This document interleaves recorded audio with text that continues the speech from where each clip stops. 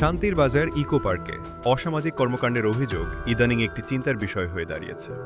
স্থানীয় সূত্র অনুযায়ী পার্কের ভেতরে নির্জনতার সুযোগ নিয়ে কিছু অপ্রীতিকর ঘটনা ঘটছে, যা সাধারণ দর্শনার্থীদের জন্য অস্বস্তিকর।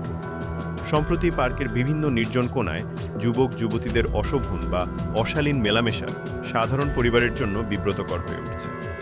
অভিযোগ রয়েছে যে সন্ধ্যার দিকে পার্কের নির্জন এলাকায় কিছু নেশাগ্রস্ত ব্যক্তির আনাগোনা বেড়ে যায়।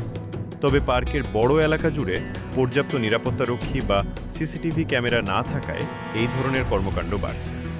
স্থানীয়দের প্রতিক্রিয়া।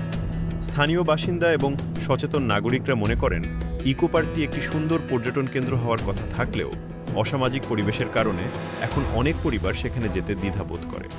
তারা প্রশাসনের কাছে পার্কের সুষ্ঠু পরিবেশ ফিরিয়ে আনার দাবি জানাচ্ছেন। সন্ধ্যার পর পার্কের ভেতরে পর্যাপ্ত আলোর ব্যবস্থা করা, যাতে কোনো অন্ধকার কোণ না থাকে।